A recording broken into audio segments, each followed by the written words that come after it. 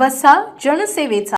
नेहमी चर्चेत असणारे महसूल मंडळ अधिकारी विजय दत्तात्रय टेकाडे या भ्रष्टाचाराची सर्व पुराव्यानिशी तक्रार दाखल करून त्यांच्या नावे असलेल्या करोडो रुपयांच्या संपत्तीची पहिले गोपनीय व आता खुली चौकशी मागील बऱ्याच महिन्यांपासून सुरू होऊनही अद्यापर्यंत मंडळ अधिकारी महाभ्रष्टाचारी विजय टेकाडेंवर शासकीय कारवाई करण्यास एवढी दिरंगाई का, असा गंभीर प्रश्न सुज्ञ नागरिकांमध्ये जोर धरीत आहे. टेकाडे कारवाई करण्याची मागणी तक्रारदाराने एसीबीला केली असून कारवाईचा घोडा कुठे अडला हा प्रश्न निर्माण झाला आहे.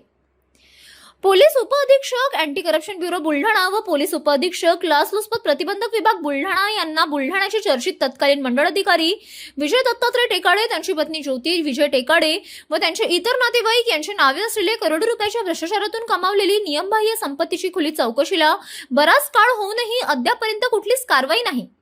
तक्रारकर्त्यांनी आतापर्यंत केलेल्या पत्रव्यवहार व दिलेल्या शेकडो पुराव्यातून काय निष्पन्न निघाले त्याची माहिती पण अद्याप मिळाली नाही. या प्रकरणाबाबत मागील 6 फेब्रुवारी 2023 व 29 एप्रिल 2024 रोजी एका तक्रारदाराने तक्रार अर्ज दाखल केले होते. आता 21 ऑगस्ट 2026 रोजी स्मरणपत्र देण्यात आले. या तक्रारीत म्हटले आहे की बुलढाणा येथील मंडळ अधिकारी विजय दत्तात्रय टेकाडे, त्यांची पत्नी ज्योती विजय टेकाडे व त्यांचे इतर नातेवाईक यांची नावे असलेल्या करोडो रुपयांच्या संपत्तीची खुली चौकशी करण्याकरिता सर्व पुराव्यानिशी यापूर्वीच तक्रार अर्ज सादर केलेले आहेत. मात्र बराच अवधी लोटून गेला असून त्यावर आजोपावे ती कोणतीच कार्यवाही करण्यात आलेली नाही. आतापर्यंत अर्जावर नियमप्रमाणे दिलेल्या कालावधीमध्ये आपल्या स्तरावरून संबंधितांच्या संपत्तीची चौकशी केली किंवा नाही याबाबत तक्रारदाराला कोणतीही माहिती दिली नाही.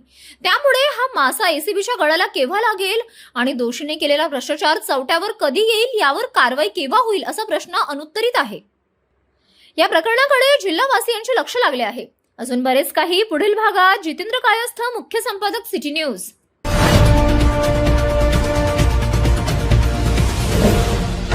सिटी न्यूज, वसा जनसेवेचा.